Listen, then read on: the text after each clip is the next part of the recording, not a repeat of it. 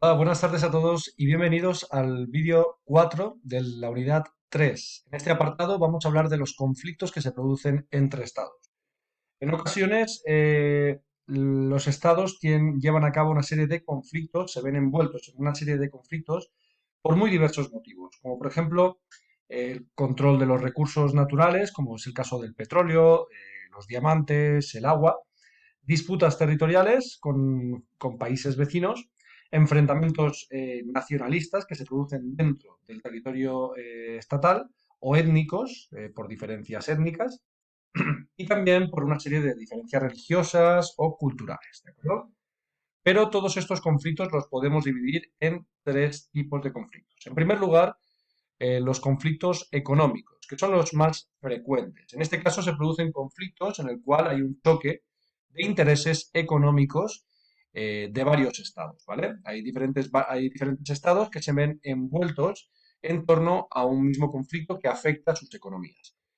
Y esto provoca una serie de presiones a nivel económico. Este es un conflicto más frecuente porque es el conflicto en el cual no se ven implicados las fuerzas militares, ¿de acuerdo? Pero en este caso sí que hay una serie de presiones económicas, como es el caso del aumento de aranceles. Los aranceles son unos impuestos a los productos que vengan de esa zona, de ese país, de ese territorio, por lo tanto, digamos que al comercio con ese tipo de productos que provienen de ese tipo de países, bueno, pues se les pone ese tipo de trabas, ¿de acuerdo? Otro de los, otra de las situaciones son los embargos comerciales. Un embargo comercial básicamente es la prohibición directamente de comerciar con esos estados, ¿vale? Como es el caso de Estados Unidos con Cuba, que se ha sometido a esta isla durante muchos años a este tipo de embargo comercial, a la prohibición por parte de ninguna empresa de Estados Unidos de comerciar o de que sus aliados comercien con la isla de Cuba. ¿De acuerdo? Otro tipo de conflictos son los conflictos diplomáticos. En este caso son conflictos que vienen dados por cuestiones políticas o por incidentes fronterizos. En este caso, un ejemplo sería el conflicto que se produjo no hace mucho en la ciudad de Ceuta, producido por la llegada masiva de muchos inmigrantes, en este caso del África subsahariana, que a través de la playa del Tarajal entraron en territorio español de manera irregular.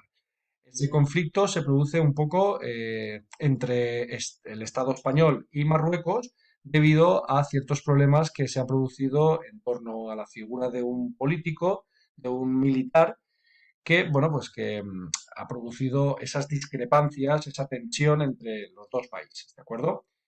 Es un ejemplo, por lo tanto, de ese conflicto diplomático. Otro tipo de conflicto, este es el más grave, serían los conflictos armados. En este caso ya estamos hablando de la intervención de las Fuerzas Armadas, ¿vale? Son los más graves y pueden estallar por diversos motivos.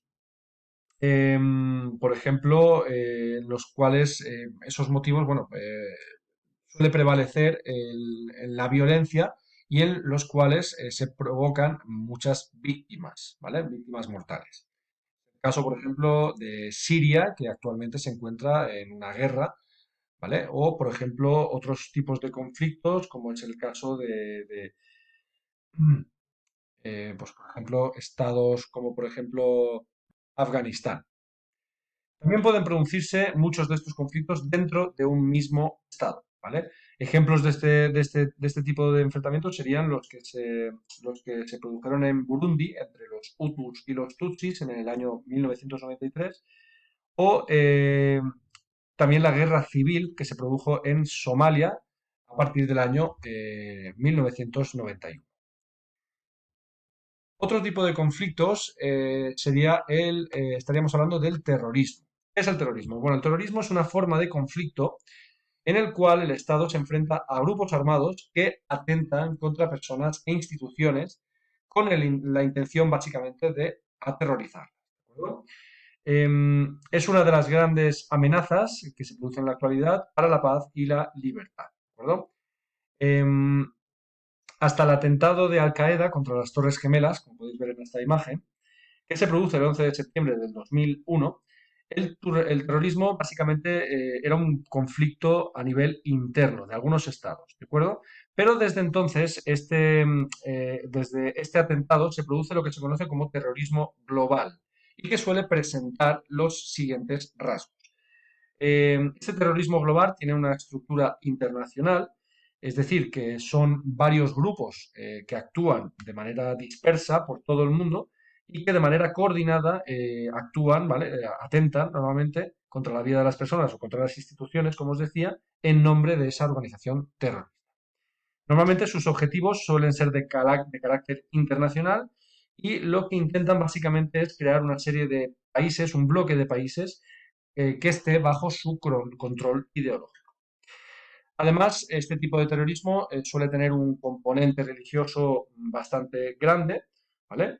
Y en algunos casos se suele caracterizar por por actuar en cualquier parte del mundo, llevando a cabo acciones indiscriminadas, es decir, en los cuales atentan contra personas, contra civiles, independientemente de su orientación política, contra actos en los cuales hay muchas personas, ¿vale?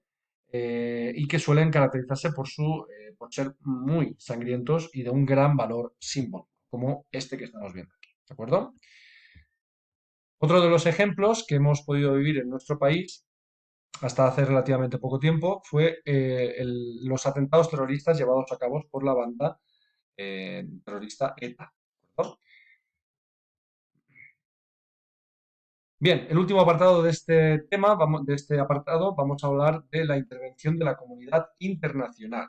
Dentro de estos conflictos, en muchas ocasiones se ha requerido que el conjunto de países a nivel internacional, digamos que establezca una serie de principios por los cuales evitar los posibles conflictos entre estados. ¿De acuerdo? Ante un conflicto grave entre diferentes estados, la comunidad internacional tiene la obligación, puede intervenir a través de la Organización de las Naciones Unidas, ¿vale? O ONU, que tiene este logotipo. Los miembros de la ONU, los que pertenecen a esta Organización de Naciones Unidas, deben resolver, básicamente esta organización lo que pretende es resolver los conflictos entre esos miembros, entre esos estados, de una forma pacífica y con el objetivo de que se restablezca la paz donde ésta se encuentre comprometida. ¿De acuerdo?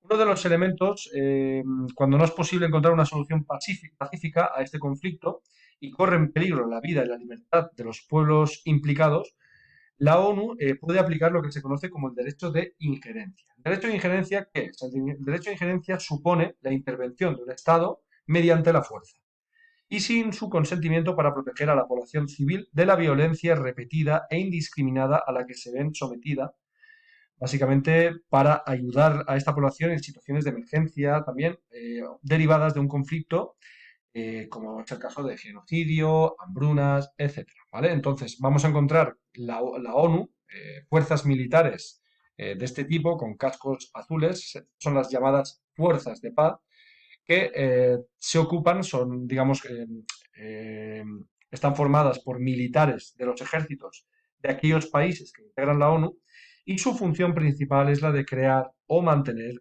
la paz en esas zonas de conflicto, ¿vale? En ocasiones la ONU también puede autorizar a otras organizaciones para que ejerzan en su nombre, como es el caso de la OTAN.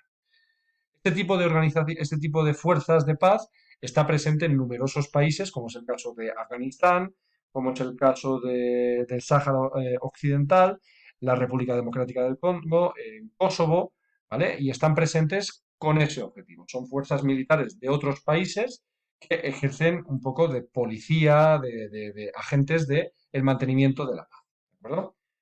Bueno, pues hasta aquí el vídeo de hoy. Un saludo y nos vemos en el próximo vídeo. Hasta luego.